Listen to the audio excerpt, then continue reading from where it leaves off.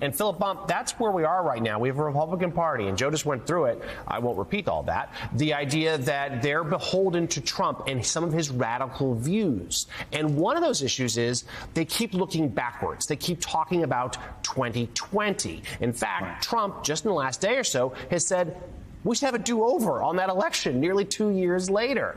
That's not going to happen. But you just wrote about Arizona and how there is an effort there to try to decertify the election results. And that's seemingly nonsense, I assume you'll tell me. But walk us through that. But also, when the Republicans are stuck talking about the past, that means they can't talk about the things like inflation, gas prices, Biden's approval rating, whatever else may be. And that's going to really hamper them this fall.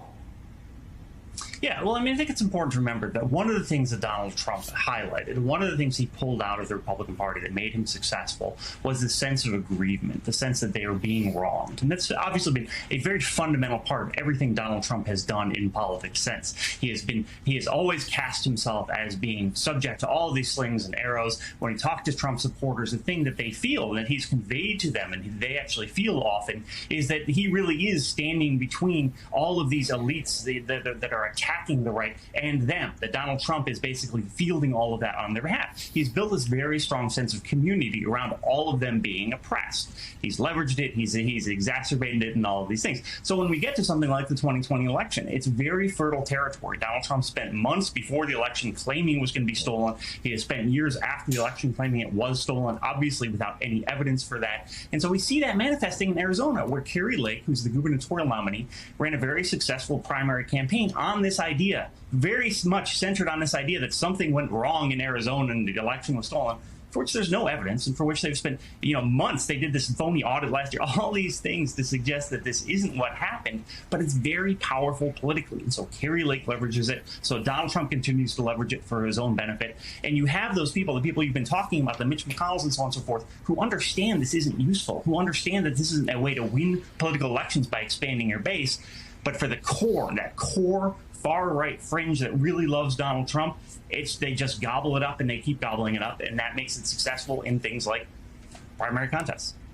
Well, and it's not new.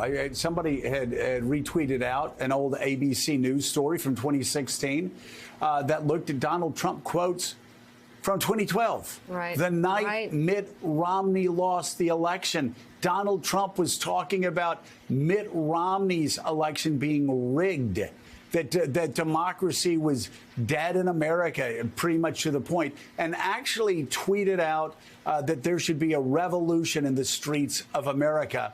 Back in 2012, he ended up deleting that tweet. But what he said in 2012, he said in 2016, he said in 2020, and he's saying in 2022. And now Lindsey Graham is talking about that same revolution in the streets, the riots in the street from Republicans, Republican rioters in the street, according to Lindsey Graham, if we enforce our laws and protect classified documents.